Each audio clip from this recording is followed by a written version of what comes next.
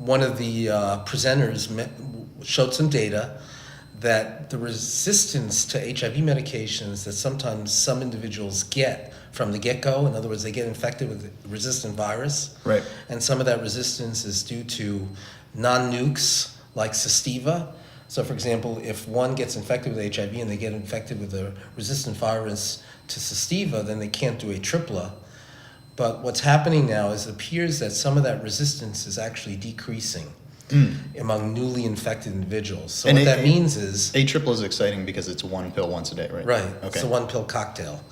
But the interesting thing about that is the fact that resistance is going down new infections. It's probably because we have better medications now for even people that have resistance, that have had long time resistance to medications. Yes. And those medications being more effective, they keep people's viral loads undetectable, and there's less of a chance of those people infecting other people. And that's been a controversial topic of discussion alone, the fact that people that are undetectable, do they need to use safe sex or not? But in actuality, we're seeing less resistant virus. So I guess that brings just interesting story whenever a person sees that someone that maybe they're having sex with and they haven't had the conversation about whether this person's HIV or not, and they might discover those medications, that should not make them worry more then? You should say that they should be happy that this person is medicated, or? Well, it would be nice if people could just be forthcoming amongst each other. If it can't happen before sex, but if it happens right afterwards, and one partner decides to tell the other about their HIV infection, Right. that people in the community be educated enough to be able to say, well, what medications are you on, or do you have resistance to medications, or that sort of thing, because I think that would be important information for that individual to have Right. when and if they go to their doctor, and if they have to be put on a preventative cocktail, maybe use medications, and we generally don't use medications like Cystiva as PEP, because we are aware that there's a lot of resistance to Cystiva in general. And so we usually use a protease inhibitor when we put people on PEP. Right. For that reason.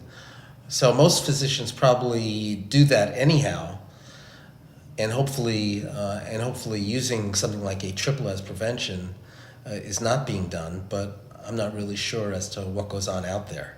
Absolutely. You know, it might be that, say, two people are having sex, and then one person is on a tripla, and so he may share the tripla with his buddy. Yeah. I mean, I could see various scenarios happening.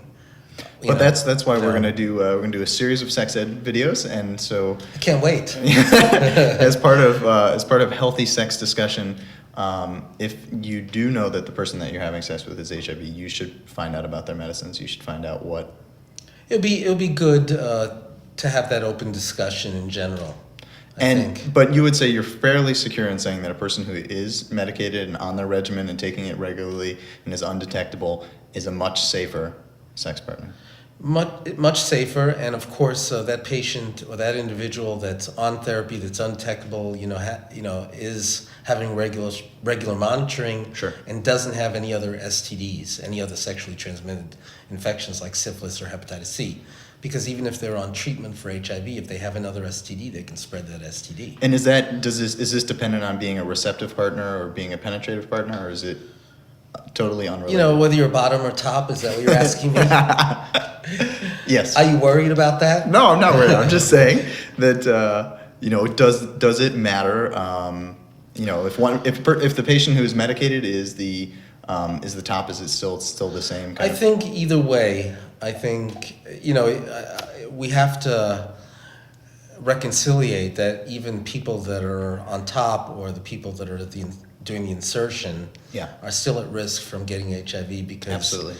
As you know, in Africa, the mode of transmission being heterosexual, there are a lot of men picking up HIV from female partners. And Magic Johnson is another example of a heterosexual who became HIV positive. Right. So it's not not a safe way. But no. They do have some interesting information about circumcision, yeah? Well, circumcision does prevent seroconversions, but it's not really a practical thing here in the Western world because most people that are born these days in the United States and Canada and the Western world in general are circumcised anyhow. So it's nothing that we can do at this point if you're already circumcised. So more about sex, foreskin, foreplay, and STDs to come. Okay. And thank you for being with me here, Dr. Berger, and I appreciate the update from CROI, and we look forward to hearing more from you. Well, you're welcome.